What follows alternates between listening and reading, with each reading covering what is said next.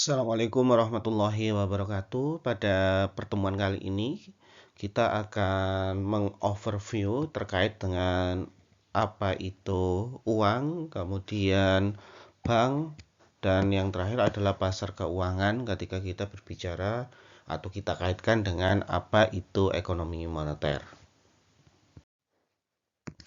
Di sini kita akan membahas terkait mengapa kita harus mempelajari apa itu pasar keuangan. Sebelum kita belajar terkait apa itu pasar keuangan dan mengapa kita belajar pasar keuangan, kita akan mengatakan bahwa di sini pasar keuangan merupakan tempat bertemunya orang yang kelebihan dana dengan orang yang membutuhkan dana. Sesuai yang sudah kita pelajari sebelumnya bahwa tempat menemukan atau tempat mempertemukan antara orang yang kekurangan dengan orang yang kelebihan dana itu bisa dipertemukan secara langsung ataupun tidak langsung. Tempat mempertemukan secara langsung itu yang kita sebut dengan pasar keuangan. Jadi katakanlah ada orang yang kelebihan dana, kemudian mereka bingung untuk gimana caranya uang yang berlebih itu supaya bisa mendapatkan keuntungan nantinya dikelola dengan baik untuk mendapatkan keuntungan, sedangkan orang yang kekurangan dana mereka membutuhkan cukup banyak modal untuk melakukan aktivitas produksi atau aktivitas produktif lainnya, dan mereka bingung mencari kira-kira di mana saya bisa menemukan dana dengan cepat, kemudian untuk mendapatkan dana dengan cepat sehingga bisa melakukan proses produksi dengan baik. Maka ada beberapa macam cara atau jalur, bisa dilakukan secara langsung, bisa dilakukan secara tidak langsung. Nah, yang dilakukan secara langsung yaitu dengan cara datang ke pasar keuangan. Gimana caranya mendapatkan dana pada pasar keuangan ini? Setidaknya ada dua cara yang bisa dilakukan pada pasar keuangan, yaitu lewat yang kita sebut dengan obligasi atau yang kita sebut biasanya dengan pasar hutang, atau dengan cara yaitu dengan menerbitkan saham. Nah, jadi kita sekarang memiliki dua instrumen pada pasar keuangan ketika menjembatani antara orang yang kelebihan dana dengan orang yang kekurangan dana. Yang pertama dengan obligasi dan yang kedua adalah dengan cara saham atau menerbitkan saham. Nah, harapannya adalah ketika pasar keuangan ini bisa bekerja dengan baik, tidak ada kendala pada pasar keuangan, baik itu pada obligasi ataupun saham, maka harapannya orang yang kekurangan dana atau perusahaan ataupun instansi ataupun bahkan pemerintah itu mampu meningkatkan produktivitasnya karena mereka mendapatkan yang namanya kecukupan modal. Nah, ketika modal mereka cukup, maka aktivitas produksi mereka pasti akan meningkat. Nah, ketika aktivitas produksi mereka itu meningkat, maka kita akan bilang kesejahteraan.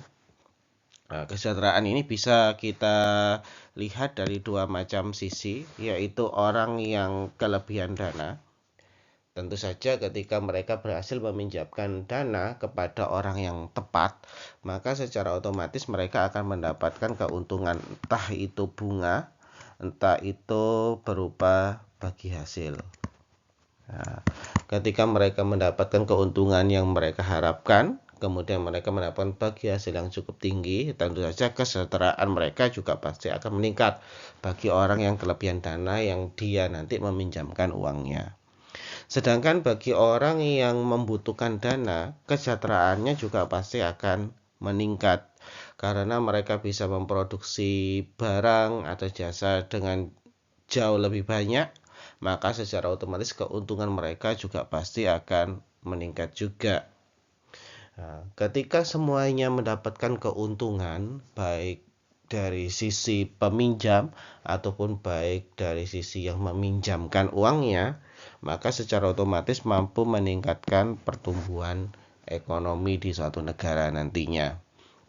Sehingga di sini kita bisa menjawab mengapa harus belajar pasar keuangan ya, karena ketika pasar keuangan itu mampu dikelola dengan baik, maka secara otomatis akan ada dua sisi yang nantinya diuntungkan.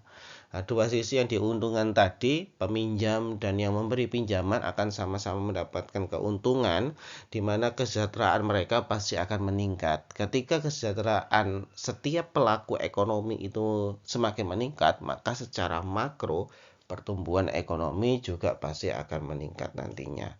Jadi itu alasan mengapa kita harus mempelajari pasar keuangan dan harus menciptakan pasar keuangan yang ideal nantinya. Kemudian di sini kita akan membahas lebih spesifik terkait dengan pasar obligasi, kemudian hubungannya dengan suku bunga. Seperti yang sudah kita jelaskan sebelumnya, ketika perusahaan itu membutuhkan dana segar, maka salah satu caranya adalah dengan mendatangi atau dengan menerbitkan apa yang kita sebut dengan surat hutang. Nah, surat hutang itu nanti akan diperdagangkan pada pasar yang kita sebut dengan pasar obligasi.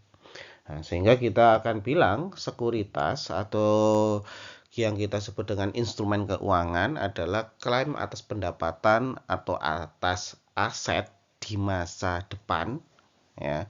Nantinya orang yang membeli obligasi atau surat hutang, mereka akan mendapatkan keuntungan yang ditawarkan oleh perusahaan yang menerbitkan. Nah, sehingga kita akan bilang obligasi itu adalah jaminan hutang yang menjanjikan untuk nantinya orang yang mendapatkan obligasi atau orang yang membeli obligasi itu, ya, dia akan mendapatkan pembayaran dari perusahaan yang menerbitkan secara berkala pada jangka waktu tertentu. Nah, jadi sederhananya ketika kita berbicara obligasi itu adalah jaminan hutang yang nantinya perusahaan itu akan membayar pada periode secara berkala. Nah, tentu saja salah satu cara untuk menstimulus seseorang yang kelebihan dana untuk membeli obligasi tersebut adalah dengan suku bunga. Selain katakanlah dengan branding dari perusahaannya. Biasanya semakin bagus perusahaannya, semakin terkenal perusahaannya, maka seseorang akan semakin tertarik untuk memberi atau menyalurkan dana yang dia miliki untuk perusahaan tersebut. Nah, tetapi katakanlah selain dari branding perusahaan, orang akan membeli obligasi, orang akan memberikan pinjaman kepada perusahaan tersebut, salah satunya adalah dengan melihat suku bunga yang ditawarkan. Semakin tinggi suku bunga yang ditawarkan dalam obligasi, maka secara otomatis orang yang kelebihan dana akan semakin tertarik untuk meminjamkan atau untuk menyalurkan uangnya kepada perusahaan tersebut. Tetapi semakin sedikit ya suku bunga yang ditawarkan oleh perusahaan, maka biasanya orang yang kelebihan dana juga akan sedikit mengurangi ketertarikannya untuk membeli atau untuk melirik obligasi yang sudah diterbitkan oleh perusahaan tersebut. Nah, jadi di sini kita akan mengatakan obligasi itu akan semakin menarik seseorang untuk membelinya itu dilihat dari suku bunga yang ditawarkannya. Semakin tinggi suku bunganya, maka secara otomatis akan merangsang seseorang untuk membeli obligasi tersebut, sehingga nantinya perusahaan yang sudah berhasil dibeli obligasinya, mereka akan mendapatkan kucuran dana cukup besar.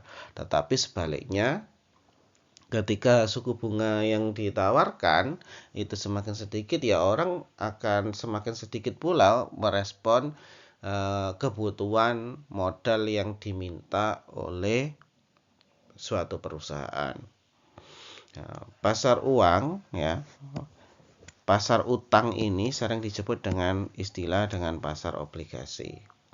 Nah, ketika pasar obligasi ini berjalan dengan lancar, aktivitasnya itu berjalan dengan bagus, maka kita akan bilang ya perusahaan atau pemerintah yang bermain pada pasar obligasi karena kekurangan modal atau dana, maka secara otomatis ketika ini bisa berjalan dengan lancar, pasar obligasi bisa berjalan dengan lancar, maka aktivitas produksi mereka juga pasti akan berjalan dengan lancar karena mereka mendapatkan keuntungan dari dana segar yang mereka peroleh. Nah, dana segar yang mereka peroleh melalui obligasi ini akan sangat dipengaruhi oleh suku bunga. Sehingga pada pasar obligasi ini ya, pasar obligasi ini akan menentukan bagaimana suku bunga itu dibuat oleh perusahaan, sehingga perusahaan yang mampu memberikan atau mampu menawarkan suku bunga yang tinggi, maka mereka akan dipastikan atau dimungkinkan memperoleh dana segar yang tinggi pula nantinya. Karena masyarakat akan tertarik meminjamkan uangnya dengan suku bunga yang tinggi. Nah, jadi hubungannya pasar obligasi dengan suku bunga adalah pada pasar obligasi perusahaan atau pemerintah itu bebas untuk menentukan suku bunga yang nantinya akan ditawarkan kepada orang yang ingin membeli obligasi tersebut. Nah, semakin tinggi suku bunganya, maka obligasinya akan terkesan semakin menarik. Tetapi ketika suku bunganya yang ditawarkan itu rendah, artinya perusahaan hanya mampu memberikan suku bunga yang sedikit untuk orang yang mau membeli obligasinya, tentu obligasinya itu tidak akan menarik. Nah, tapi keterkaitan obligasi dan suku bunga ini biasanya juga akan tergantung dengan skala perusahaan atau citra perusahaan yang akan menerbitkannya. Bagi perusahaan-perusahaan yang sudah besar, sudah memiliki nama, maka secara otomatis suku bunga yang ditawarkan itu memang penting. Tapi ketika nama perusahaan itu juga masuk dalam variabel terkait dengan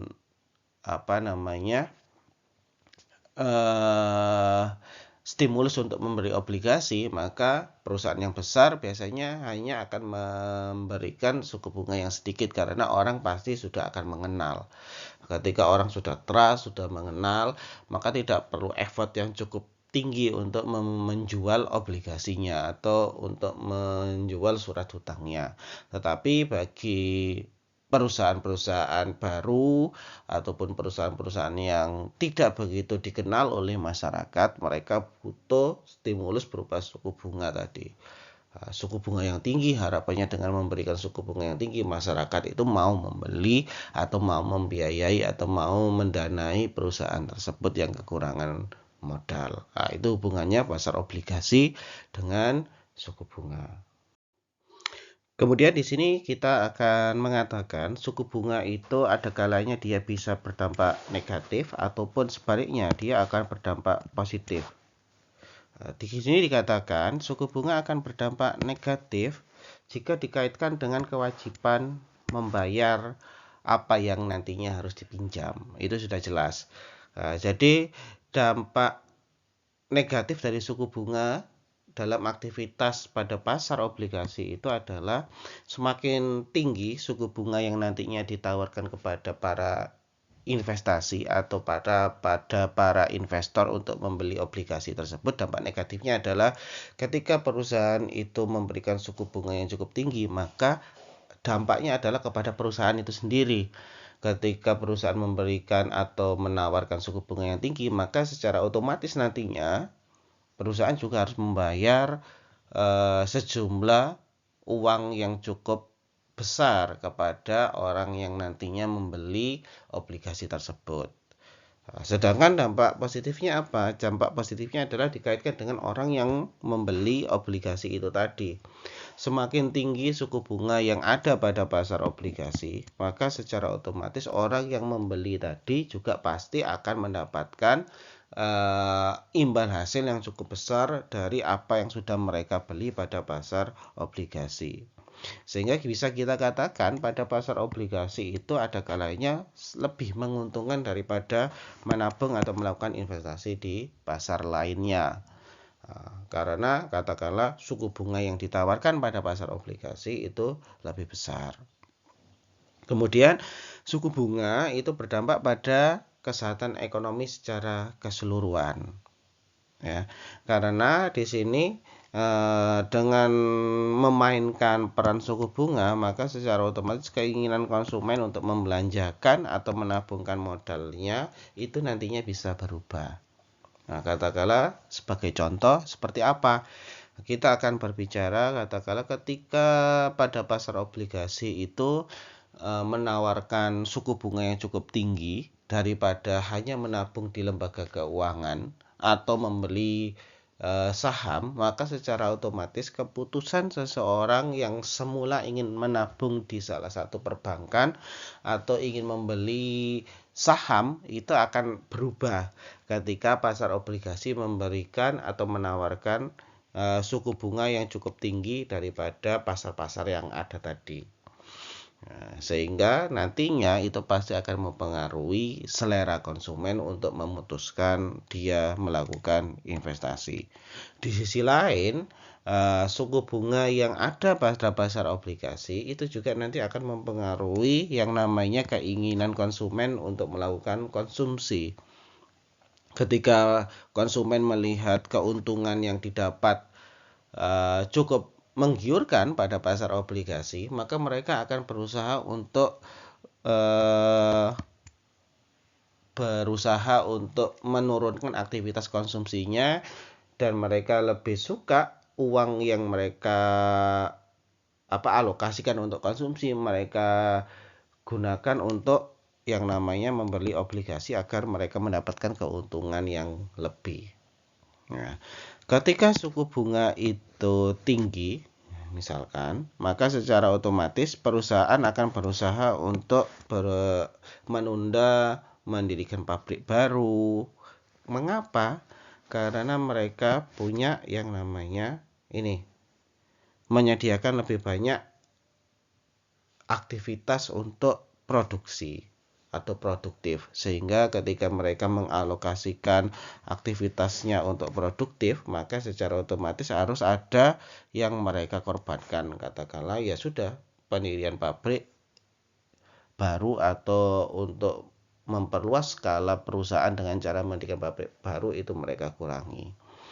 Nah, jadi sekali lagi kita akan bilang dengan adanya pasar obligasi dengan suku bunga, ya, suku bunga itu tidak selamanya berdampak negatif atau tidak selamanya berdampak positif. Kita akan melihat dari sudut mana kita melihatnya. Kalau kita melihatnya dari sudut pandang yang memberikan pinjaman, maka suku bunga yang tinggi itu pasti akan menguntungkan, karena suku bunga yang tinggi maka secara otomatis kita harapannya akan mendapatkan keuntungan yang besar nantinya. Tetapi suku bunga itu akan dilihat negatif ketika kita sebagai pemilik perusahaan ketika berusaha untuk menerbitkan obligasi. Semakin tinggi suku bunga yang kita tawarkan kepada calon pembeli obligasi, maka sebenarnya nantinya kita juga harus membayar atau memberikan sejumlah dana cukup besar kepada orang yang membeli obligasi kita. Nah, jadi suku bunga itu akan dilihat negatif atau positif, dilihat dari sudut pandang mana kita melihatnya. Suku bunga juga kita katakan tadi berdampak pada kesehatan perekonomian, karena suku bunga ini nantinya akan berusaha untuk mempengaruhi konsumen untuk memutuskan konsumsi ataupun investasinya. Ketika dirasa suku bunga cukup menjanjikan, ya keputusan konsumen untuk melakukan konsumsi pasti akan berkurang. Mereka akan mengarahkan kepada pembelian obligasi ataupun surat-surat berharga. Di sisi lain, investasi itu juga pasti akan sangat dipengaruhi oleh suku bunga. Nah, investasi itu nanti kan kita bisa mengatakan investasi itu bisa dalam bentuk saving, Bisa dalam bentuk pembelian saham atau bisa dalam bentuk pembelian obligasi seperti yang kita bahas ini. Orang yang akan melakukan investasi jelas akan melihat kira-kira suku bunga yang ditawarkan pada saving itu berapa, suku bunga yang ditawarkan pada saham itu berapa, suku bunga yang ditawarkan di obligasi itu berapa. Semakin tinggi suku bunga yang ditawarkan, maka itu yang akan dipilih nantinya oleh para investor nantinya. Kemudian suku bunga secara real juga pasti akan mempengaruhi perilaku dari perusahaan itu sendiri.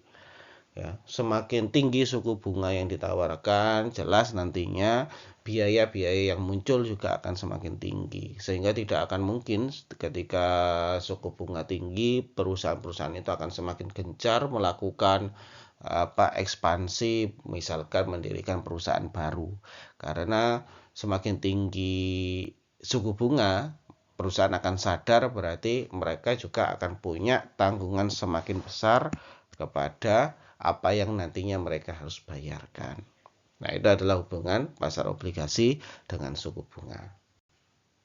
Kemudian, kita sekarang akan beralih pada pasar modal.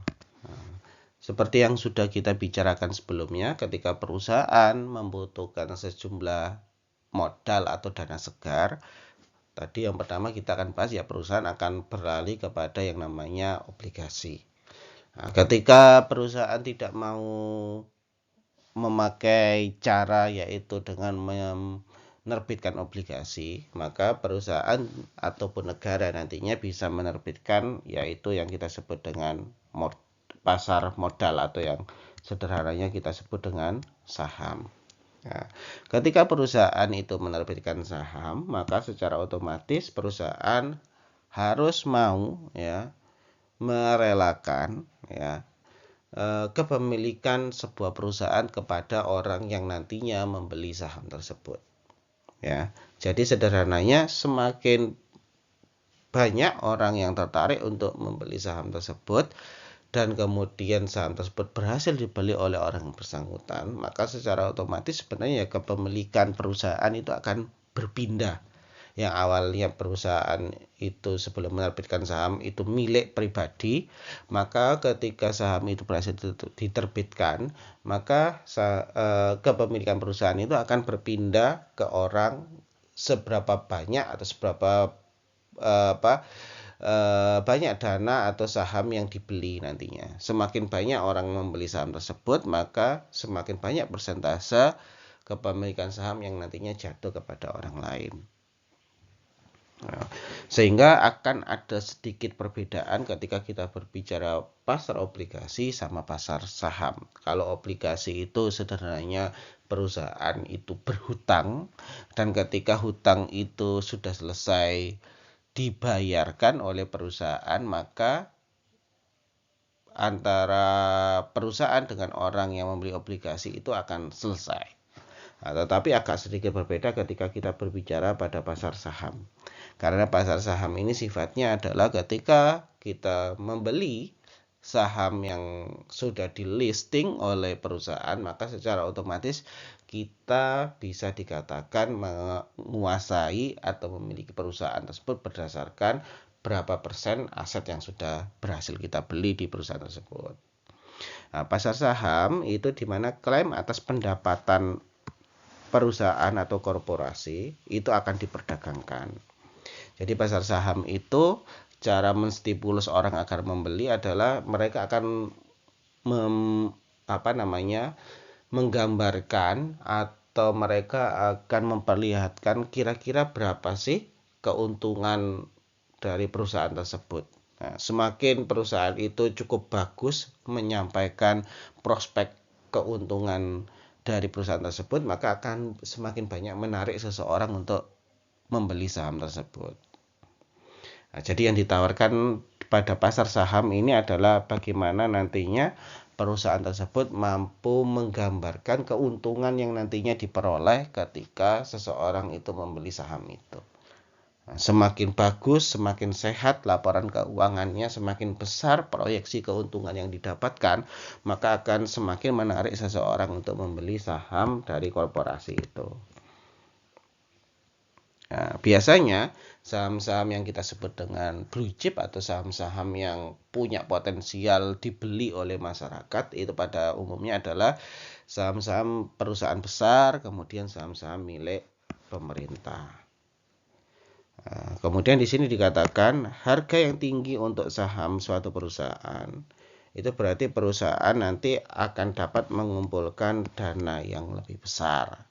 Artinya kita akan bilang semakin bagus perusahaan itu dalam menentukan atau dalam memproyeksikan keuntungan yang didapat, maka akan semakin menarik minat seseorang untuk membeli saham tersebut. Ketika seseorang tersebut memiliki minat yang cukup besar untuk membeli saham tersebut, maka secara otomatis modal yang didapat juga akan semakin banyak oleh perusahaan ataupun lembaga negara yang menerbitkan saham tersebut. Tetapi semakin katakanlah kurang bagusnya atau semakin sedikit saham yang nantinya di listing ke masyarakat, maka ya dana yang diperoleh juga nantinya akan semakin sedikit dari perusahaan yang melisting sahamnya. Menerbitkan saham dan menjual saham kepada publik itu adalah cara dari korporasi. Korporasi ini bisa kita artikan perusahaan ataupun negara untuk membiayai aktivitas ekonominya. Dengan menerbitkan saham, maka sebenarnya resiko ataupun keuntungan yang didapat ketika mereka melakukan aktivitas produksi itu nanti akan dibagi kepada masyarakat yang nantinya membeli saham tersebut. Jadi cara untuk mendapatkan modal itu selain katakanlah cara konvensional yang sudah kita tahu yaitu meminjam uang di bank, perusahaan bisa melakukan cara lain yaitu dengan cara menerbitkan saham atau obligasi tadi. Pasar saham itu merupakan faktor penting dalam melakukan keputusan investasi bisnis. Seperti yang sudah kita katakan tadi. Ketika orang tidak mau menyimpan uangnya di bank, atau orang tidak mau membeli obligasi, maka salah satu cara untuk memutar uangnya untuk memberikan investasi yang bagus yaitu dengan cara bermain pasar modal. Pasar saham itu dikatakan faktor penting karena tadi harga pasar saham itu akan mempengaruhi sejumlah dana yang nantinya akan diputar atau dihimpun dalam suatu perekonomian. Ketika pasar saham itu mampu memberikan keuntungan yang lebih dari pasar-pasar yang lainnya, kita sebut dengan tadi pasar obligasi atau kita sebut aktivitas saving yang dilakukan oleh perbankan. Katakanlah pasar saham itu mampu memberikan keuntungan atau suku bunga yang cukup tinggi dari kedua pasar tadi, maka secara otomatis modal itu akan banyak berada pada pasar saham. Nah, itu sedikit informasi terkait dengan apa itu pasar modal atau yang kita sebut dengan saham. Kemudian di sini ketika kita tadi sudah mengetahui apa itu obligasi, apa itu saham, kemudian kita di sini akan mempelajari apa itu lembaga keuangan dan perbankan. Lembaga keuangan yang kita maksud saat ini adalah lembaga yang dia ada pada sistem keuangan. Nah, tadi sebelumnya kita sudah membahas saham dan obligasi. Saham dan obligasi itu adalah merupakan transaksi atau interaksi antara orang yang kelebihan sama orang yang kekurangan dana itu dipertemukan secara langsung. Nah, berarti ketika tadi kita bicara dipertemukan secara langsung, pasti akan ada aktivitas antara orang yang kekurangan dan kelebihan dana dipertemukan secara tidak langsung. Nah, secara tidak langsung itu atau indirect kita sebutnya itu dipertemukan lewat yang namanya lembaga keuangan. Nah, lembaga keuangan itu punya sistem keuangan. Nah, sistem keuangan pada lembaga keuangan itu cukup kompleks karena ketika kita bicara sistem keuangan itu akan banyak sekali lembaga yang ada di dalamnya. Salah satunya kita bisa sebut ada lembaga swasta. Lembaga swasta itu sendiri bisa termasuk bank, kemudian ada lembaga asuransi, ada reksadana atau perusahaan pembiayaan atau bank investasi. di mana semua lembaga-lembaga keuangan tadi itu diatur oleh pemerintah, ya, melalui katakanlah kita punya di Indonesia itu kita punya ada Bank Indonesia, ada OJK, dan ada lembaga-lembaga keuangan lain yang nantinya akan mengatur aktivitas lembaga-lembaga keuangan yang ada. Nah, salah satu contoh aktivitas katakanlah transaksi indirect itu tadi katakanlah jika seseorang itu ingin memberikan pinjaman kepada sebuah perusahaan, ya, kalau tadi kita berangkatnya obligasi dan saham itu katakanlah perusahaan yang mencari siapa yang mau mendonasikan atau siapa yang mau memberikan pinjaman. Tapi kalau sekarang kita akan coba balik, ya. Di sini orang yang kelebihan dana itu bingung, kira-kira uang yang saya punya ini, saya ingin uang saya itu tetap bertambah, gimana caranya saya bisa menginvestasikan. Maka kita akan, kalau dari model ini sekarang kita akan berangkatnya dari orang yang kelebihan dana. Mereka ingin katakan, kalau saya punya uang banyak, saya ingin menginvestasikan uang saya ke Microsoft. Ketika uang saya itu banyak, saya akan menginvestasikan ke berbagai macam katakanlah aktivitas perusahaan-perusahaan otomotif yang ada. Apakah saya harus langsung menemui presiden perusahaan untuk menawarkan pinjaman? Apakah itu bisa? Jelas kita akan bilang ya itu akan sangat sulit ketika sasaran tembak kita adalah perusahaan-perusahaan besar. Katakan, saya punya uang banyak, saya ingin langsung meminjamkan uang saya ke Unilever atau ke perusahaan katakanlah telekomunikasi, itu akan sangat sulit.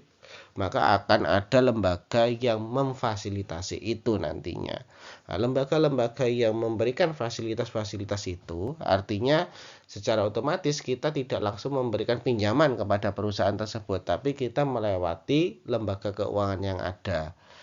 Ketika kita melewati pintu lembaga keuangan yang ada, berarti kita meminjamkan uang kita secara tidak langsung kepada perusahaan. Itu yang kita sebut dengan indirect. Sebaliknya, orang yang akan pinjam atau orang yang kekurangan dana atau modal untuk melakukan aktivitas produksi dalam perusahaannya, supaya gampang, katakanlah, kenapa dikatakan supaya gampang dengan adanya lembaga keuangan? Karena tidak semua perusahaan yang menerbitkan obligasi atau saham itu dilirik oleh para orang yang kelebihan dana tadi. Karena pertama, kalau perusahaannya tidak terlalu besar atau orang tidak terlalu mengenal brand perusahaan tersebut, maka setinggi apapun suku bunga yang mereka berikan atau mereka tawarkan pada pasar obligasi ataupun saham itu tidak akan dilirik oleh orang kelebihan dana tadi. Padahal mereka memberikan suku bunga yang tinggi. Secara teori kan ketika suku bunga tinggi itu diberikan kepada orang yang mau meminjamkan, maka secara otomatis kan itu sebenarnya menarik. Tetapi berhubung katakanlah perusahaannya itu tidak terlalu banyak orang yang mengenalnya, maka akan percuma juga memberikan suku bunga yang cukup tinggi karena orang tidak akan tertarik tersebut.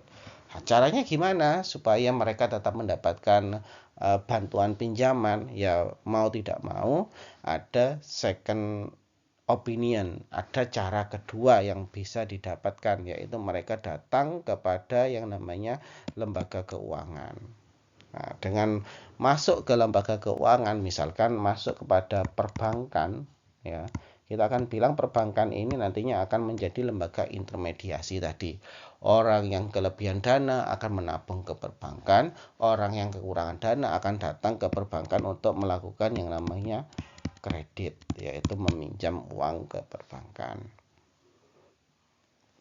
Nah, pada gilirannya maka kita akan bilang orang-orang yang menabung dan orang-orang yang meminjam itu akan datang ke perbankan, sehingga perbankan ini kita sebut dengan lembaga perantara keuangan yang memberikan akses orang yang kelebihan dan kekurangan dana itu bertemu. Nah, Selain menggunakan cara langsung berupa saham sama obligasi, maka sekarang kita mendapatkan cara yang tidak langsung untuk mempertemukan antara orang yang kekurangan dan orang yang kelebihan dana lewat yang namanya lembaga keuangan. Nah, sehingga cara ini yang kita sebut dengan indirect. Kalau sebelumnya kita bicara direct, yaitu cara orang yang kelebihan dan kekurangan dana bertemu secara langsung. Tapi kalau yang sekarang kita akan bicara indirectnya. Mereka tetap bisa bertemu tetapi lewat perantara keuangan. Nah, salah satu jalan indirect yang biasanya dilakukan oleh kedua belah pihak kekurangan dan kelebihan dana tersebut adalah bank. Jadi sasaran indirect lembaga keuangan yang sering dituju adalah bank. Bank itu adalah lembaga keuangan yang menerima simpanan dan memberikan pinjaman nantinya. Jadi ketika kita mengenal bank, orang yang kelebihan dana itu tidak lagi kesulitan kemana mereka bisa menginvestasikan uangnya secara aman, karena mereka bisa langsung menuju ke bank. Dengan menyimpan uang di bank, mereka harapannya akan mendapatkan suku bunga atau bagi hasil sesuai yang ditawarkan oleh bank. Nah, sedangkan bagi orang yang kekurangan dana, mereka tidak lagi sulit untuk katakanlah menerbitkan obligasi atau saham. Mereka tinggal datang ke bank untuk mengajukan permohonan berapa dana yang mereka butuhkan untuk melakukan aktivitas produksi. Nah, jadi bank ini dianggap sebagai alternatif penghubung antara orang yang kekurangan dengan orang yang kelebihan dana. Dan di belahan dunia manapun, kita akan bilang ya bank itu merupakan tempat seseorang untuk menyimpan sebagian besar dananya. Jadi sampai sejauh ini katakanlah kita sudah cukup mengenal berbagai macam instrumen keuangan yang baru, entah itu katakanlah yang cukup akrab atau beberapa hari ini digunakan oleh generasi-generasi muda, katakanlah kita pakai Bitcoin, uang-uang virtual lainnya, ya. Tetapi pada kenyataannya sejauh ini bank itu masih dianggap sebagai sarana lembaga keuangan yang cukup familiar bagi masyarakat untuk menyimpan atau menyalurkan dananya, untuk menyimpan saving ataupun melakukan aktivitas kredit bagi orang yang membutuhkan dana. Nah, di sini kita akan bilang bank itu merupakan perantara keuangan yang paling sering digunakan dan paling sering berinteraksi dengan masyarakat sekitar untuk memenuhi kebutuhan ekonominya. Baik pinjaman dalam bentuk produktif, investasi, ataupun konsumtif sekalipun, biasanya datangnya adalah kepada lembaga bank. Bank adalah lembaga perantara terbesar, tapi bukan satu-satunya lembaga perantara yang nantinya membantu seseorang yang kelebihan atau kekurangan dana. Karena selain lembaga bank, ada juga lembaga-lembaga lainnya, katakanlah lembaga investasi atau lembaga pembiayaan yang seperti saat ini kita sering dengar, katakanlah pinjaman online itu kan tidak harus lewat bank. Ada beberapa lembaga-lembaga pembiayaan lainnya yang nantinya membuka layanan itu.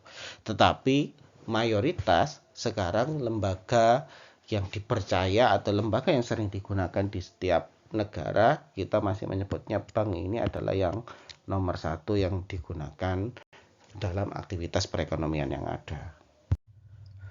Kemudian di sini dijelaskan terkait dengan inovasi keuangan.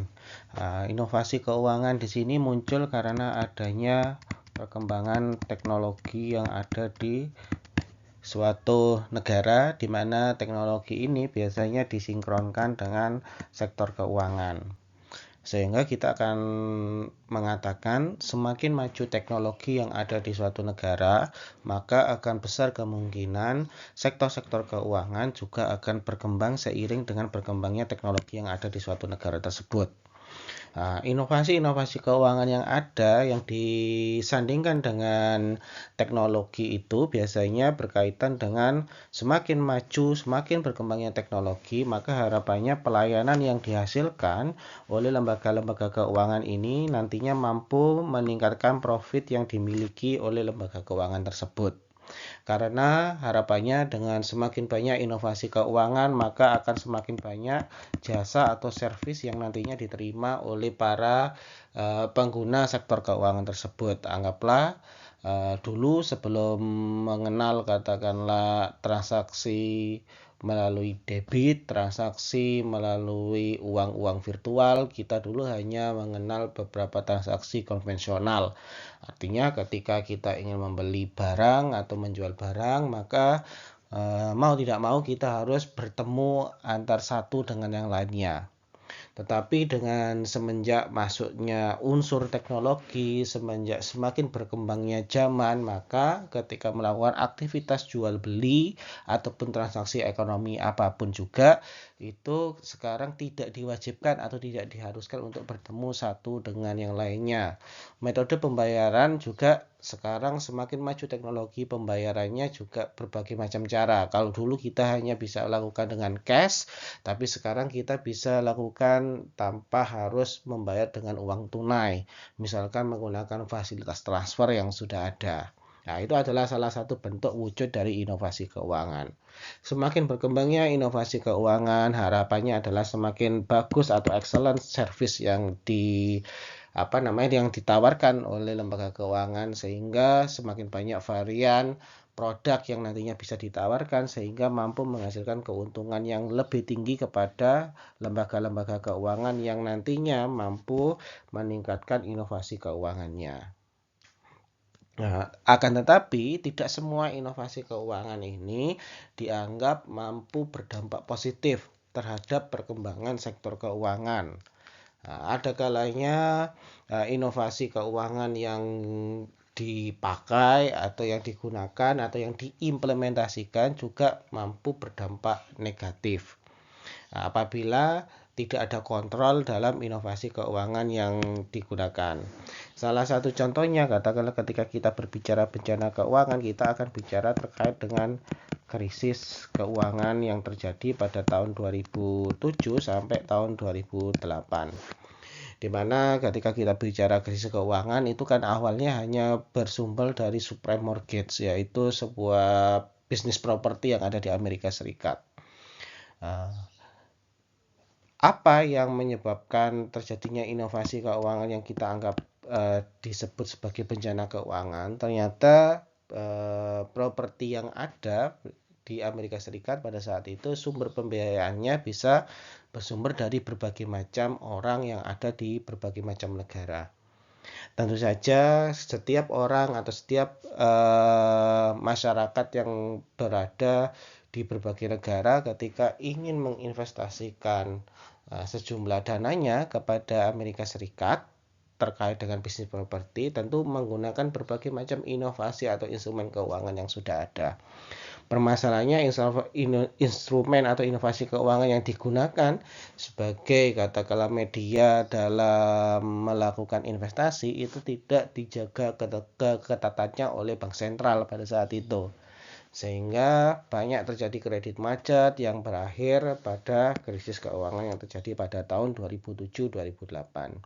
Hal ini menunjukkan kepada kita bahwa inovasi keuangan ketika itu memang tidak dikontrol dengan baik penggunaannya dan tidak diatur oleh undang-undang, maka sebenarnya bukan menyebabkan keuntungan yang berlebih, tapi malah sebaliknya akan mengakibatkan bencana keuangan.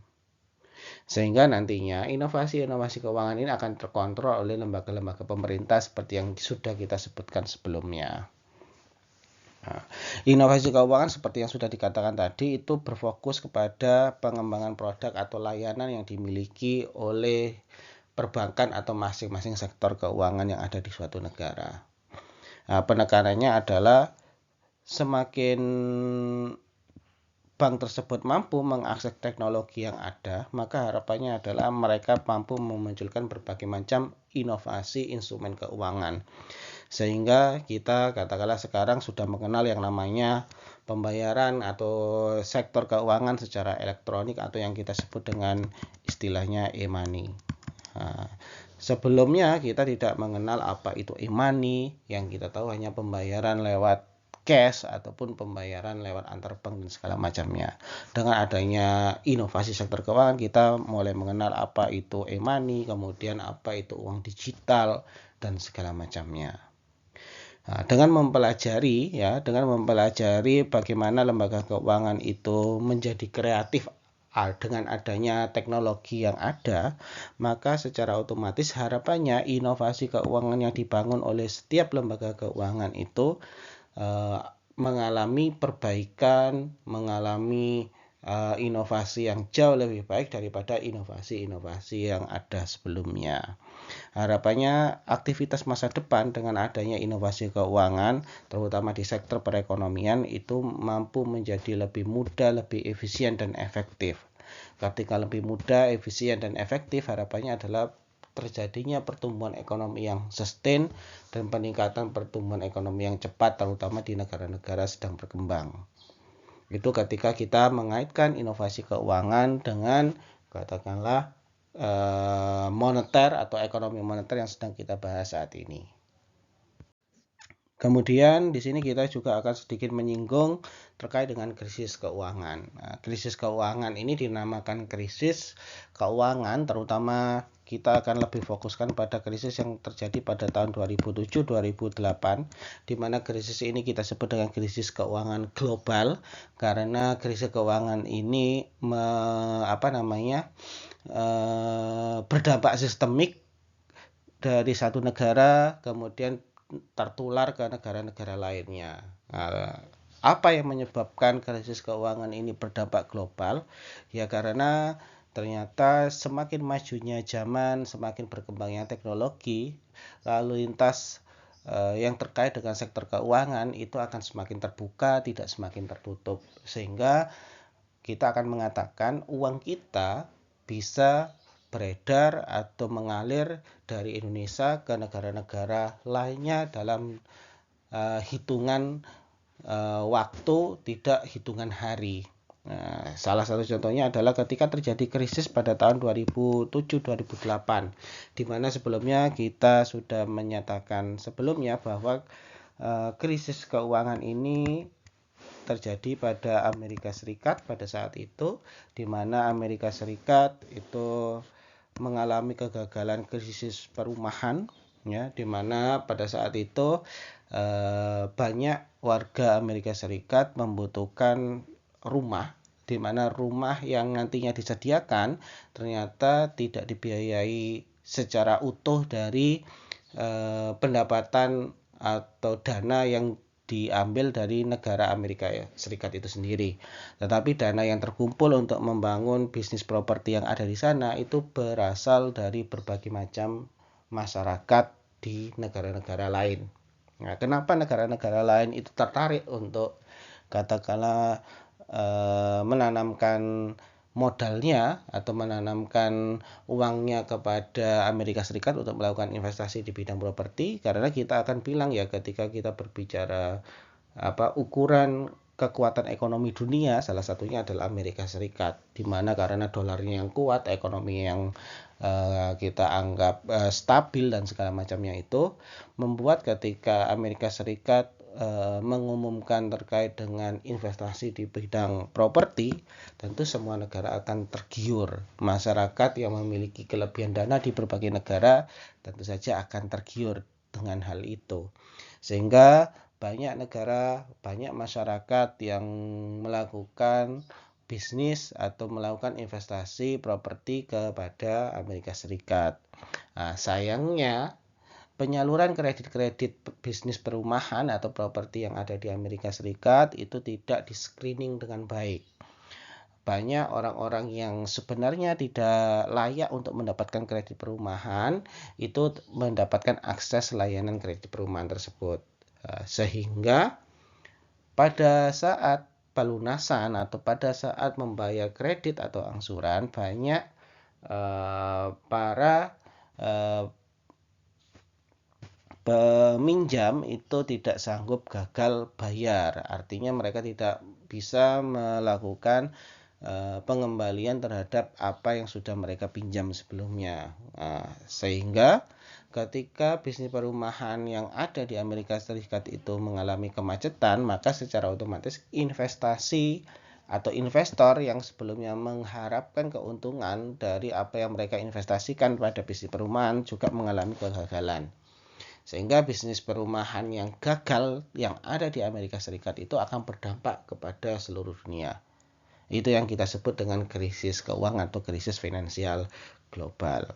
Nah, ketika sistem keuangan itu macet, ya, maka secara otomatis biasanya akan menghasilkan krisis keuangan. Jadi kalau sektor keuangan yang kita sebut sebagai lembaga intermediasi tadi, yang kita sebut ada lembaga bank, ada lembaga pinjaman, itu mengalami kemacetan, artinya mereka tidak berjalan dengan baik, ya. Artinya bank itu tidak bisa mengelola keuangannya dengan baik, maka secara otomatis akan mengindikasikan nantinya akan timbul yang namanya krisis keuangan. Di mana krisis keuangan ini ditandai dengan salah satunya adalah penurunan yang tajam terhadap harga aset. Ketika di suatu negara itu mengalami yang kita sebut dengan krisis keuangan, maka secara otomatis apapun aset yang dia miliki di negara yang sedang mengalami krisis tersebut pasti akan turun harganya. Nah, ketika harga-harga aset akan turun, tentu saja perusahaan-perusahaan keuangan itu akan mengalami kegagalan baik keuangan ataupun non keuangan itu sendiri. Nah, itu yang kita sebut dengan krisis keuangan. Nah, dalam era modern ini, krisis keuangan yang ada di suatu negara itu biasanya mau tidak mau akan berdampak ke negara-negara lain. Karena sekali lagi, sektor keuangan semakin hari itu sifatnya bukan semakin tertutup, tapi semakin inklusif, semakin terbuka, dan setiap orang mampu mengaksesnya. Nah, supaya tidak terjadi krisis keuangan dan segala macamnya, maka secara otomatis di sini ada peran pemerintah untuk mengatur sistem keuangan yang ada di suatu negara tersebut. Kemudian tadi kita sudah berbicara terkait uang, kita bicara obligasi, kita bicara saham, kita bicara lembaga keuangan. Nah, ketika semua itu tidak diatur, maka seperti yang kita katakan sebelumnya, ketika itu tidak diatur, maka besar kemungkinan akan menimbulkan yang namanya krisis keuangan. Nah, krisis-krisis tersebut bisa dikendalikan ketika setiap negara mempunyai instrumen yang kita sebut dengan instrumen kebijakan moneter. Di mana instrumen kebijakan moneter ini nantinya bisa mengendalikan sektor-sektor keuangan, bisa mengendalikan lembaga keuangan, bisa mengendalikan uang yang ada di suatu negara. Harapannya ketika kebijakan moneter tersebut efektif, maka secara otomatis ya perekonomian akan jalan seperti yang diinginkan. Di sini kita akan membahas apa itu uang, terutama dispesifikkan kepada uang beredar. Nah, ketika kita bicara uang, definisi uang itu adalah segala sesuatu yang diterima secara umum sebagai alat pembayaran untuk barang atau jasa atau pelunasan terhadap hutang. Jadi secara lebih general kita akan bilang uang itu bukan artian ya uang yang ada di dompet kita. Jadi uang yang kita maksud secara umum itu adalah uang yang dimana ya segala sesuatu yang bisa diterima oleh masyarakat. Nah, ketika kita ingin melakukan pembayaran atau pembelian barang atau jasa atau sebaliknya kita ingin melunasi hutang kita. Jadi bisa kita artikan uang itu ya tidak harus dalam bentuk artian uang dalam bentuk rupiah, dolar, euro atau segala macamnya. Ada kalanya uang itu bisa berupa barang ataupun alat. Sebagai contoh katakanlah ketika Anda berkumpul dengan teman Anda, ya ada yang kita sebut dengan uang barang. Artinya ketika ada orang ketika Anda sedang kumpul, kemudian ada orang yang ngamen, ada seorang pengemis dan segala macamnya, bisa kita identikan seperti itu. Mereka ketika mengamen, kemudian nyanyi, kemudian kita kasih bukan uang untuk membayar jasa mereka, tetapi kita kasih katakanlah sebatang rokok katakanlah atau sebatang permen dan segala macamnya, dan mereka mau menerima, maka itu juga kita sebut sebagai uang. Nah, jadi sekali lagi definisi uang itu adalah sesuatu yang diterima oleh masyarakat secara umum yang itu dianggap sebagai pembayaran terhadap barang atau jasa yang sedang kita nikmati atau sebagai pelunasan hutang kita. Nah, katakanlah Anda berhutang kepada teman Anda, kepada saudara Anda. Nah, kemudian untuk membayar hutang katakanlah rupiah yang Anda hutang itu, katakanlah Anda tidak membayar menggunakan rupiah tapi menggunakan barang, katakanlah Anda belikan sapi, Anda belikan kambing, Anda berikan beras dan mereka menerimanya, maka beras, sapi ataupun kambing yang Anda berikan itu yang kita juga sebut sebagai uang, tapi uang dalam pengertian uang barang. Nah, uang itu adalah sesuatu yang nantinya mampu mempengaruhi variabel ekonomi. Sehingga bisa kita artikan ketika uang ini tidak tersedia dengan baik di suatu negara, artinya bisa kekurangan. Kalau kekurangan kita sebut berarti negara tersebut mengalami deflasi. Kalau kelebihan uang itu berarti negara tersebut mengalami inflasi. Maka ketika uang itu tidak stabil, kekurangan atau bahkan kelebihan, maka kita akan bilang ya kesehatan ekonomi yang ada di suatu negara itu tidak baik-baik saja.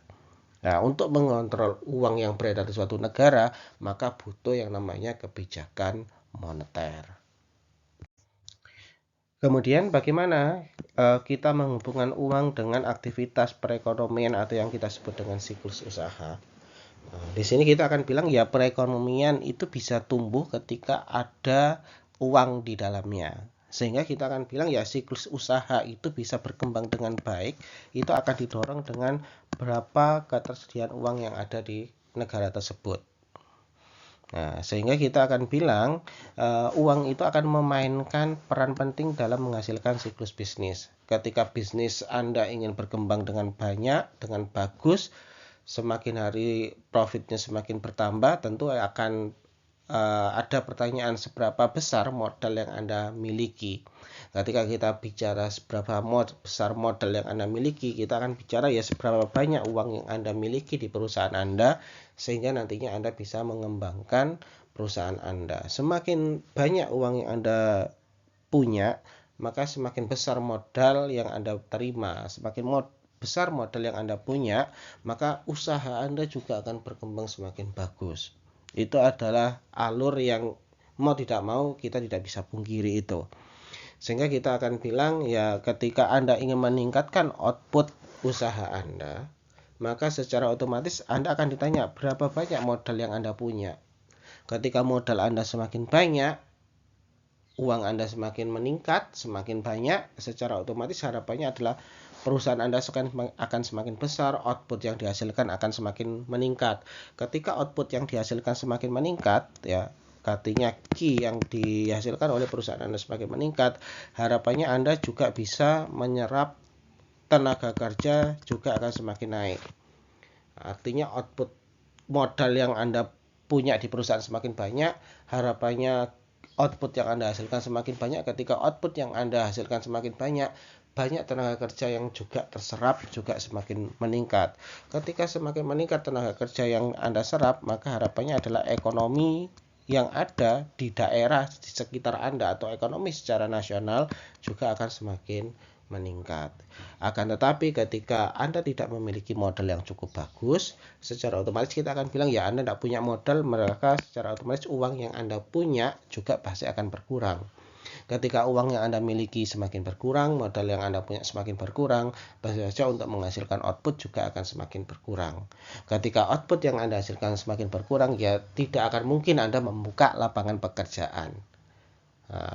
Secara otomatis ketika lapangan pekerjaan semakin berkurang, pengangguran meningkat, tentu saja ujung-ujungnya adalah pertumbuhan ekonomi yang ada di sekitar Anda atau ada secara nasional itu pasti akan berkurang atau menurun. Itu adalah hubungan antara uang dengan siklus usaha. Kemudian di sini kita akan menjelaskan terkait hubungan uang dengan inflasi. ketika kita berbicara uang dan inflasi, ini adalah dua hal yang saling terkait satu dengan yang lainnya. Nah, harga yang ada di suatu negara, entah itu harga barang ataupun harga jasa yang dijual dalam perekonomian di suatu negara, itu ketika kita coba rata-ratakan, itu yang kita sebut dengan tingkat harga agregat, atau sederhananya tingkat harga yang ada di suatu negara, di mana tingkat harga yang ada di suatu negara itu akan sangat dipengaruhi oleh tinggi rendahnya inflasi dan jumlah uang beredar yang ada di negara tersebut. Nah, umumnya inflasi itu kita artikan sebagai kenaikan tingkat harga yang terjadi secara terus-menerus dan biasanya menyeluruh. Jadi dikatakan inflasi itu apabila harga itu naik secara terus-menerus dan tidak hanya berlaku di satu daerah saja, tetapi berlaku di semua daerah secara umum. Nah, itu yang kita baru sebut dikatakan inflasi. Ya, ketika inflasi ini tidak dikendalikan, ya, maka aktivitas inflasi atau yang kita sebut nantinya hiperinflasi itu akan mempengaruhi individu, bisnis, bahkan pemerintah dalam melakukan aktivitas perekonomiannya. Nah, biasanya inflasi ini merupakan isu yang sangat krusial bagi setiap seseorang yang nantinya ingin menjabat di suatu negara, karena bisa kita pastikan setiap pemerintahan yang dia mampu mengendalikan inflasi dengan baik, maka biasanya seseorang tersebut akan mendapatkan atensi yang cukup baik bagi masyarakat, karena ketika pemerintah mampu mengendalikan inflasi dengan baik, tentu saja daya beli masyarakatnya juga pasti akan terkendali. Ketika daya beli masyarakat terkendali, masyarakat akan menjadi lebih sejahtera dan perekonomian pasti akan terjaga. Nah, permasalahannya adalah bagaimana caranya untuk mengendalikan inflasi ini. Nah, salah satu cara untuk mengendalikan inflasi adalah dengan cara menjaga bagaimana jumlah uang yang beredar itu bisa dikendalikan dengan baik. Artinya dikendalikan dengan baik itu adalah seharusnya jumlah uang yang beredar di masyarakat itu disesuaikan dengan kebutuhan ekonomi yang ada di masyarakatnya.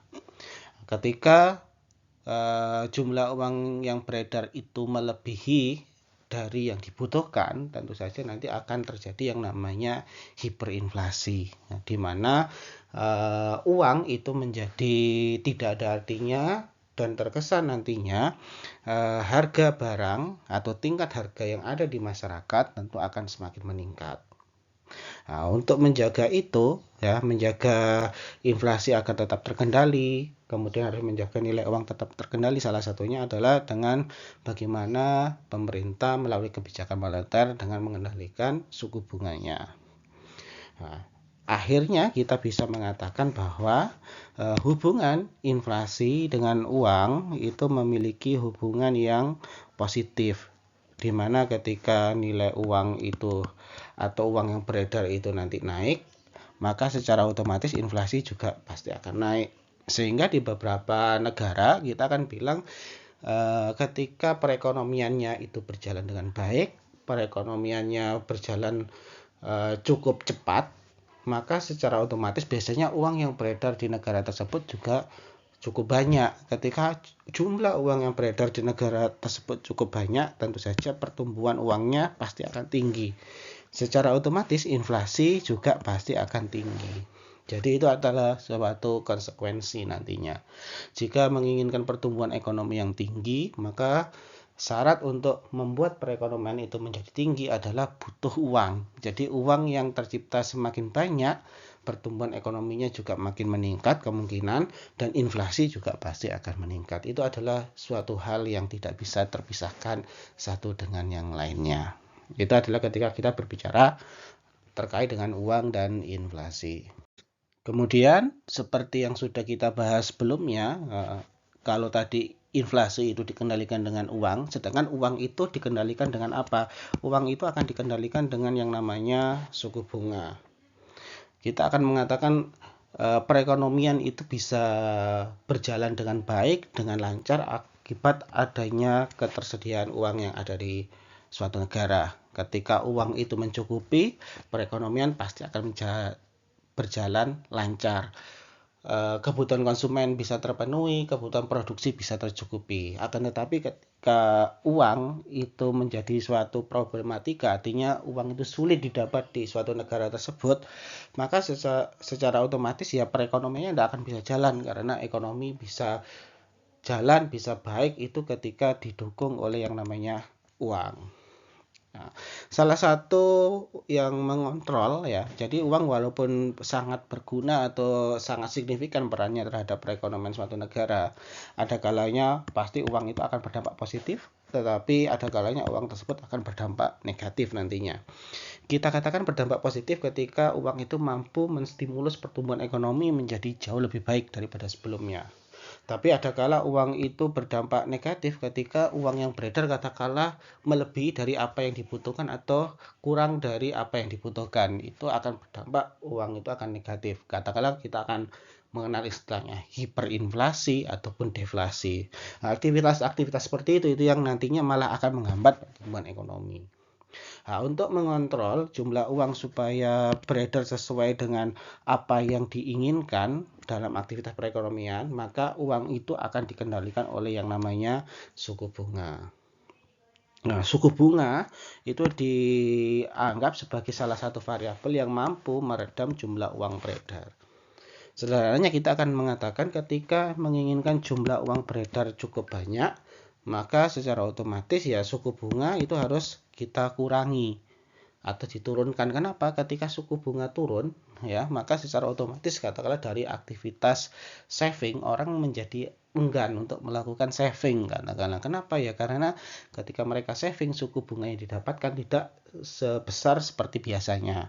Dari sudut pandang kredit katakanlah dari peminjam ketika suku bunga turun akan ada optimisme peminjam kredit yang semakin banyak. Dengan suku bunga yang turun maka kredit yang nantinya akan di-apply, maka secara otomatis pembayaran bunganya tentu akan sedikit berkurang dengan adanya suku bunga yang berkurang. Nah, ketika kredit itu katakanlah dengan suku bunga yang rendah, maka banyak orang yang akan berlomba-lomba untuk meminjam uang ke bank, sehingga jumlah uang yang beredar nantinya akibat dari fasilitas kredit itu pasti akan meningkat. Sebaliknya ketika suku bunga itu dinaikkan, kalau tadi diturunkan, sekarang kalau suku bunga dinaikkan bagaimana? Ketika suku bunga dinaikkan, maka itu akan menstimulus orang untuk gemar menabung nantinya, karena suku bunga naik, orang akan mengambil celah gimana caranya ketika dia nabung suku bunga yang didapat nanti pasti akan tinggi. Sebaliknya dari sisi kredit, ketika suku bunga tinggi, orang akan enggan meminjam uang ke perbankan, katakan atau ke lembaga keuangan, karena nantinya ketika mereka meminjam, angsuran yang mereka bayarkan nanti akan semakin mahal. Ketika angsuran semakin mahal, biayanya semakin mahal, tentu aktivitas kredit itu akan semakin berkurang. Ketika aktivitas kredit semakin berkurang di masyarakat, maka jumlah uang yang beredar di masyarakat juga akan mengalami pengurangan. Kemudian setelah kita tadi membahas apa itu inflasi, kemudian kita membahas uang, kemudian kita membahas suku bunga. Nah, ketiga variabel yang tadi kita bahas itu, maka secara tidak langsung kita akan mengatakan ya siapa yang nanti mengatur inflasi, uang, suku bunga yang ada di suatu negara. Nah, yang bisa mengatur ini kita akan bilang ya kebijakan moneter. Jadi kebijakan moneter itu akan berusaha untuk mengendalikan inflasi, uang, suku bunga yang beredar di masyarakat. Nah, siapa yang nantinya membuat kebijakan moneter yang nantinya akan diaplikasikan di suatu negara? Yang membuat atau yang merancang kebijakan moneter itu tidak lain adalah yang kita sebut dengan bank sentral. Jadi di masing-masing negara itu nanti akan punya yang namanya bank sentral, di mana tugasnya bank sentral adalah gimana mereka bisa mengatur inflasi, uang, suku bunga, gimana caranya dibuat stabil mungkin agar pertumbuhan perekonomian menjadi jauh lebih baik. Nah, sedangkan di Indonesia ketika kita bicara bank sentral, di Indonesia kita punya yang namanya Bank Indonesia. Jadi Bank Indonesia bertugas untuk gimana caranya mengendalikan inflasi, di mana inflasi itu bisa dikendalikan dengan menjaga jumlah uang beredar, dan jumlah uang beredar itu akan dikendalikan dengan suku bunga. Nah, sifatnya bank sentral di setiap negara itu biasanya adalah independen. Nah, jadi mereka dibiarkan secara independen untuk mengatur atau mengontrol kebijakan moneter yang sudah dibuat. Ya, ternyata ketika kita berbicara kebijakan moneter, karena dia berdampak terhadap perekonomian juga, politisi dan pembuat kebijakan di seluruh dunia itu cukup tertarik terhadap katakanlah keberhasilan dari kebijakan moneter yang nantinya dibuat. Karena ketika kebijakan moneter itu sukses, berhasil, maka kita akan bilang ya pemerintahan di era itu akan dicap sebagai pemerintahan di mana mereka mampu menjaga perekonomian yang stabil. Sehingga kita akan bilang ya salah satu untuk meningkatkan kesejahteraan ekonomi di suatu negara yaitu dengan cara gimana caranya menjaga jumlah uang yang beredar itu terkendali. Nah, cara menjaga jumlah uang beredar yang terkendali tergantung dari kebijakan moneter yang mereka buat nantinya. Nah, itu ketika kita berbicara uang, kita kaitkan dengan kebijakan apa yang nantinya bisa mengontrol inflasi uang ataupun suku bunga. Maka jawabannya adalah kebijakan moneter. Di mana kebijakan moneter sekali lagi dibuat oleh bank sentral. Kalau kita bicara Indonesia, maka bank sentralnya kita sebut dengan Bank Indonesia. Di sisi yang lain, selain kita berbicara kebijakan moneter, yaitu kebijakan yang memang mengendalikan variabel-variabel moneter agar katakanlah inflasi uang bisa dan akhirnya pertumbuhan ekonomi bisa terkendali, kebijakan moneter itu tidak akan bisa berjalan sendiri. Ada kebijakan lainnya yang mendukung agar kebijakan moneter bisa berjalan maksimal dan pertumbuhan ekonomi bisa sesuai yang diinginkan. Kebijakan tersebut kita sebut dengan kebijakan fiskal. Nah, bedanya dengan kebijakan moneter, kebijakan fiskal ini biasanya dilakukan oleh pemerintah dan dikaitkan biasanya lebih kepada perpajakan. Nah, jadi pertumbuhan ekonomi di suatu negara itu tidak bisa hanya dikendalikan oleh kebijakan moneter saja. Akan tetapi harus dibantu dari sudut pandang yang lainnya. Kalau moneter tadi diberikan hak sepenuhnya kepada Bank Indonesia, tapi kalau kebijakan fiskal diberikan hak sepenuhnya kepada pemerintah dengan cara katakanlah pengaturan pajak di dalamnya. Ya, ketika bicara kebijakan fiskal, kita akan sangat identik dengan katakanlah anggaran yang dikeluarkan pemerintah. Bisa jadi anggaran yang dikeluarkan pemerintah itu atau anggaran yang diusulkan pemerintah itu bisa defisit, atau juga bisa kita katakan suatu saat anggaran yang diajukan atau yang digunakan oleh pemerintah itu bisa surplus juga. Nah, dikatakan defisit itu adalah ketika pengeluaran yang dilakukan oleh pemerintah itu melebihi dari pajak yang didapat. Maka kita akan bilang ya negara sedang mengalami defisit anggaran. Nah, akan tetapi sebaliknya ketika kita katakan pajak yang didapat itu melebihi dari pengeluaran suatu negara, nah, maka secara otomatis kita bisa katakan ya negara tersebut sedang mengalami yang namanya surplus anggaran, di mana pajak yang didapat itu melebihi dari pengeluaran suatu negara. Nah, jadi anggaran negara dan segala macamnya itu masuk kepada kebijakan fiskal. Nah, pemerintah ya itu harus mampu membiayai ketika suatu negara itu mengalami yang namanya defisit anggaran. Nah, bagaimana caranya pemerintah itu membiayai katakanlah ketika negara itu mengalami defisit ya dengan melakukan yang namanya pinjaman. Nah, pinjaman yang bisa dilakukan itu kita sudah punya dua cara, kita sudah bahas di awal tadi. Ada yang kita lakukan dengan direct sama indirect. Kalau direct berarti pemerintah menerbitkan obligasi atau surat hutang, atau ketika pemerintah punya BUMN mereka akan melisting saham BUMN-nya. Nah, tetapi kalau indirect itu bisa dilakukan pemerintah melakukan pinjaman kepada lembaga-lembaga keuangan. Nah, sedangkan ketika dalam kondisi surplus seperti apa? Ketika negara mengalami surplus anggaran, maka mengarah pada beban hutang pemerintah yang lebih rendah. Jadi harapannya adalah ketika negara itu harusnya adalah surplus. Kenapa? Ketika surplus maka beban hutang yang dipikul oleh negara itu jauh lebih sedikit. Tetapi kalau negara itu mengalami defisit anggaran, maka beban hutang yang ada di suatu negara itu akan menjadi lebih besar.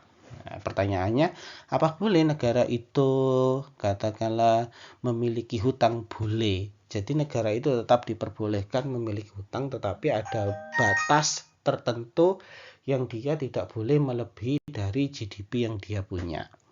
Nah, itu adalah kebijakan fiskal. Kemudian karena kita tadi di awal mengatakan bahwa perekonomian itu bukan semakin hari semakin dibatasi, tapi semakin hari semakin inklusif dan semakin bisa diakses oleh siapapun dari negara manapun juga, maka di sini kita perlu belajar yang namanya keuangan internasional. Nah, dikatakan keuangan internasional, maka di sini kita akan mengatakan ya perekonomian Indonesia itu untuk bertumbuh tidak hanya dipengaruhi oleh orang-orang atau perusahaan-perusahaan ataupun pemerintah Indonesia sendiri, tetapi mau tidak mau karena ini adalah kita memasuki era global, maka perekonomian Indonesia itu akan sangat tergantung dengan perekonomian negara-negara lainnya. Nah, kita akan berusaha menguraikan secara sederhana mengapa akhirnya kita perlu belajar keuangan internasional. Ketika kita berbicara terkait sama keuangan internasional atau kita berusaha mengkaitkan negara kita dengan negara-negara lain, tentu ada sesuatu pembahasan yang spesifik. Pembahasan yang spesifik yaitu terkait dengan pasar valuta asing. Di mana pasar valuta asing ini nantinya kita akan berbicara terkait nilai mata uang kita jika dibandingkan dengan nilai mata uang asing, atau sebaliknya nilai mata uang asing ketika dibandingkan atau dikonversikan ke mata uang kita. Itu yang kita sebut dengan pasar valuta asing. Mengapa harus membandingkan atau mengkonversikan nilai mata uang kita dengan mata uang asing? Karena ketika kita berbicara globalisasi, maka kita akan bicara perdagangan. Nah, ketika kita berbicara perdagangan, yaitu perdagangan internasional, kita akan berbicara bagaimana kita membeli barang dari luar atau sebaliknya orang luar membeli barang dari negara kita. Nah, tentu saja dalam aktivitas jual beli itu nanti mata uang yang digunakan pasti akan berbeda. Nah, untuk menyelaraskan, artinya terjadinya kesepakatan jual beli antar negara, maka tentu saja harus ada yang disepakati. Apa yang disepakati? Yaitu konversi mata uang kita ketika dikonversikan ke mata uang asing atau sebaliknya.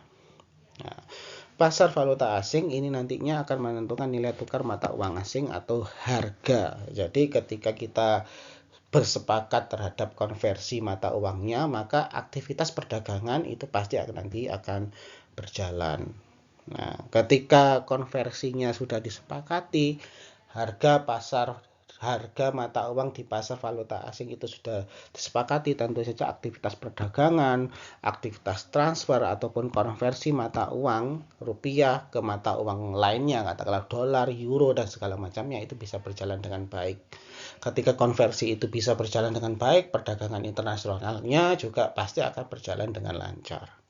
Itu yang kita sebut mengapa kita perlu mempelajari aktivitas keuangan internasional atau perdagangan internasional, karena setiap negara itu pasti akan membutuhkan negara lain. Tidak bisa negara itu mencukupi kebutuhan barang dan jasanya hanya dari dalam negeri saja. Contohnya Indonesia membutuhkan alat, katakanlah telekomunikasi, alat transportasi. Nah, sampai sejauh ini kita belum menemukan alat telekomunikasi atau transportasi yang memang diciptakan oleh anak-anak negeri. Sehingga mau tidak mau kita harus membeli dari luar negeri. Nah, ketika kita membeli dari luar negeri, tentu kita butuh yang namanya pasar valuta asing tadi. Katakanlah kita membeli barang dari Amerika Serikat, maka secara otomatis mata uang rupiah kita itu harus dikonversikan dulu terhadap dolar. Ketika kita tidak memahami apa itu pasar valuta asing, gimana cara mengkonversikannya, maka perdagangan internasional tidak akan terwujud. Ketika perdagangan internasional itu tidak terwujud, maka seseorang akan kesulitan untuk mencukupi kebutuhan katakanlah primernya tadi. Ketika setiap orang yang ada di negara tersebut tidak bisa mencukupi kebutuhan primernya atau kebutuhan dia akan suatu barang atau jasa, maka secara otomatis dia indikasinya ya tidak akan sejahtera. Ketika dia tidak akan sejahtera, maka secara otomatis juga ekonomi yang ada di suatu negara tersebut akan mengalami downgrade atau penurunan karena setiap individunya tidak bisa mencukupi kebutuhan pribadinya. Sehingga dari sini, dari beberapa uraian yang kita bahas di atas tadi, kita akan menemukan beberapa kesimpulan terkait materi yang kita pelajari hari ini. Yang pertama adalah ketika kita berbicara terkait dengan pasar keuangan. Nah, ketika kita bicara pasar keuangan kita akan bilang ya aktivitas di pasar keuangan itu akan mempengaruhi aktivitas kekayaan individu kita. Karena di pasar keuangan tadi kita akan bilang ya ketika kita membeli obligasi atau membeli saham atau menaruh uang kita di bank, maka secara otomatis itu akan mempengaruhi kekayaan individu kita. Katakanlah ketika kita menaruh uang kita untuk saham, maka secara otomatis kekayaan kita saat ini pasti akan berkurang karena uang kita akan ditabung atau diinvestasikan ke saham. Tetapi harapan kita di beberapa waktu ke depan kekayaan kita itu pasti akan meningkat seiring dengan bunga atau bagi hasil yang kita dapatkan ketika kita membeli saham atau menaruh uang kita di lembaga keuangan ataupun membeli obligasi. Nah, di sisi yang lain selain berpengaruh terhadap individu, tentu saja itu akan berpengaruh pada perilaku bisnis. Nah, dengan kita membeli saham milik beberapa perusahaan atau kita membeli obligasi milik beberapa perusahaan, secara otomatis kita membantu pembiayaan modal dari saham atau obligasi yang sudah kita beli. Ketika kita membeli saham atau obligasi, maka kekayaan atau modal yang dimiliki oleh perusahaan itu harusnya adalah meningkat. Ketika mereka memiliki modal yang semakin bertambah, harapannya adalah aktivitas produksinya akan semakin meningkat juga. Ketika aktivitas produksinya meningkat, harapannya output yang dihasilkan semakin banyak, menyerap tenaga kerja, dan ujung-ujungnya adalah pertumbuhan ekonomi yang semakin tinggi. Nah, yang kita sebut dengan yang namanya efisiensi ekonomi. Harapannya adalah di setiap negara pasar keuangan itu akan terus tumbuh dan berkembang. Ketika pasar keuangan terus tumbuh dan berkembang, maka goals akhirnya adalah perekonomiannya juga pasti akan naik.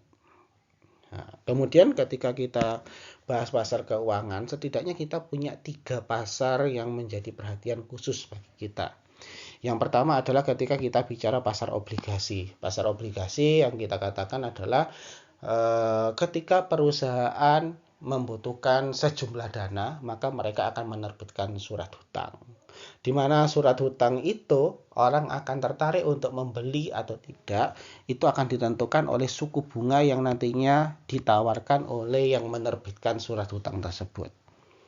Kemudian pasar yang kedua adalah pasar saham.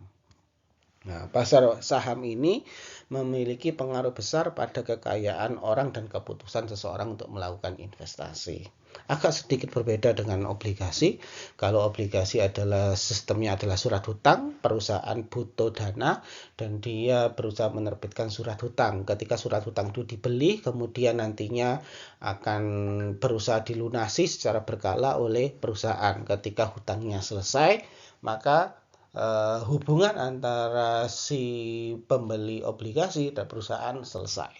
Agak sedikit berbeda dengan saham. Ketika kita berbicara saham, ketika Anda membeli saham, maka secara otomatis Anda juga berhak atas kepemilikan perusahaan yang dimana sahamnya sudah Anda beli. Nah, semakin besar Anda memiliki saham yang ada di suatu perusahaan, maka semakin besar hak Anda terhadap perusahaan tersebut. Sehingga pasar saham itu akan memberikan keputusan yang krusial terhadap Anda untuk melakukan investasi atau tidak melakukan investasi terhadap perusahaan tersebut. Nah, ketertarikan Anda atau setiap individu untuk membeli saham itu akan tergantung dari profit yang nantinya bisa dihasilkan oleh perusahaan tersebut. Semakin besar profit yang mampu dihasilkan oleh perusahaan tersebut, biasanya harga sahamnya juga akan semakin tinggi dan sebaliknya. Dan yang terakhir adalah ketika kita berbicara pasar keuangan atau aktivitas ekonomi ketika dikaitkan dengan aktivitas internasional, maka kita akan bicara yang namanya pasar valuta asing. Nah, di mana ketika kita bicara pasar valuta asing, kita akan bilang nilai tukar kita itu akan sangat mempengaruhi daya beli masyarakat terhadap barang-barang asing nantinya. Sehingga supaya daya beli kita terjaga, maka secara otomatis ya nilai tukar rupiah itu harus tetap stabil dan kuat. Karena ketika nilai tukar mata uang kita melemah, maka secara otomatis daya beli masyarakat di kita itu pasti akan turun. Sebaliknya kalau nilai tukar rupiah itu mengalami penguatan, maka secara otomatis ya mata uang kita menguat, daya beli masyarakat juga pasti akan meningkat. Kemudian kita tadi juga membahas apa itu bank dan lembaga keuangan. Bank dan lembaga keuangan itu adalah tugasnya sebagai lembaga intermediasi. Dengan kata lain, dia akan berusaha menyalurkan atau menjadi lembaga intermediasi antara orang yang kelebihan dana dihubungkan dengan orang yang kekurangan dana. Nah, dari aktivitas itu nanti, bank atau lembaga keuangan akan menarik fee untuk aktivitas atau jasa yang mereka tawarkan. Nah, di sini fungsinya lembaga bank dan lembaga keuangan lainnya adalah sebagai lembaga, sekali lagi lembaga intermediasi. Nah, sehingga ketika mereka berhasil melakukan fungsinya yaitu sebagai lembaga intermediasi, maka secara otomatis ya perekonomian yang ada di suatu negara itu pasti akan berjalan bagus. Akan tetapi seandainya bank dan lembaga keuangan itu tidak berhasil menjalankan perannya sebagai lembaga intermediasi, maka secara otomatis biasanya akan muncul beberapa masalah perekonomian, seperti katakanlah kredit macet. Nah, ketika terjadi kredit macet, maka ya bank dan lembaga keuangan serta ekonominya menjadi tidak sehat. Ketika tidak sehat, maka akan menyebabkan yang namanya krisis keuangan. Nah, ketika mulai terjadi krisis keuangan, bank dan lembaga keuangan akhirnya akan kolaps nantinya. Ketika bank, lembaga keuangan kolaps, krisis keuangannya meningkat, kreditnya macet, maka secara otomatis ya perekonomian negara itu pasti akan hancur nantinya. Kemudian kita punya yang namanya uang dan kebijakan moneter. Ketika suatu negara ingin mengendalikan uang yang beredar, tentu ada kebijakan yang mereka gunakan. Kebijakan yang digunakan yaitu yang kita sebut dengan kebijakan moneter. Sehingga kita akan bilang ya uang dan kebijakan moneter itu punya dampak besar terhadap inflasi. Seperti yang sudah kita katakan, kalau pengen inflasi itu stabil, maka Anda harus bisa menjaga jumlah uang yang beredar di masyarakat. Ketika inflasi itu stabil, jumlah uang beredar itu sesuai, maka secara otomatis ya siklus bisnis atau aktivitas ekonomi yang ada di suatu negara tersebut juga akan berjalan dengan lancar. Nah, gimana caranya menjaga uang, inflasi, siklus bisnis itu akan tetap stabil? Ya gimana caranya? Salah satunya harus menjaga suku bunga yang ada. Nah, suku bunga yang ada itu dikendalikan lewat kebijakan moneter. Nah, kebijakan moneter itu menjadi hak prioritas bagi bank sentral. Nah, bank sentral yang ada di kita itu yang kita sebut dengan namanya Bank Indonesia. Jadi yang mengontrol suku bunga dan segala macamnya itu adalah bank sentral atau kita sebut Bank Indonesia. Nah, inflasi, siklus bisnis, suku bunga itu merupakan variabel yang sangat penting untuk kesehatan ekonomi. kita akan katakan ekonomi Indonesia sehat tidak? Ya, kita akan lihat gimana inflasi yang ada di Indonesia. Ketika inflasinya terjaga, maka kita akan bilang ya ekonomi Indonesia baik-baik saja. Kemudian kita akan lihat gimana siklus bisnisnya. Katakanlah ketika di Indonesia, katakanlah UMKM-nya tidak diperhatikan, kemudian bisnisnya tidak bagus, kemudian kita akan bilang suku bunganya fluktuasi, tidak ada yang bisa menentukan, maka secara otomatis kita akan bilang ya ekonomi Indonesia sedang tidak baik-baik saja. Nah, untuk mengontrol katakanlah ketiga variabel tersebut agar tetap terkendali, maka kita harus gunakan kebijakan moneter yang pas. Jadi akan sangat tergantung dari Bank Sentral atau Bank Indonesia. Nah, kita juga harus mempelajari selain kebijakan moneter untuk menjaga perekonomian harus tetap terkendali, maka kita juga harus mempelajari yang namanya kebijakan fiskal. Jadi kebijakan moneter Bank Sentral itu tidak bisa mengontrol perekonomian Indonesia secara menyeluruh tanpa dibantu oleh kebijakan fiskal yang dilakukan oleh pemerintah. Maka hasil akhirnya kita akan bilang ya kebijakan moneter dan kebijakan fiskal itu harus saling mempengaruhi satu dengan yang lainnya. Kebijakan moneter mengontrol suku bunga, jumlah uang yang beredar, sedangkan kebijakan fiskal mengontrol dari sisi pajak dan anggaran. Nah, ketika keduanya itu stabil, maka secara otomatis pertumbuhan ekonomi yang ada di suatu negara juga pasti akan terkontrol dengan baik. Demikian materi pertemuan kali ini. Terima kasih. Wassalamualaikum warahmatullahi wabarakatuh.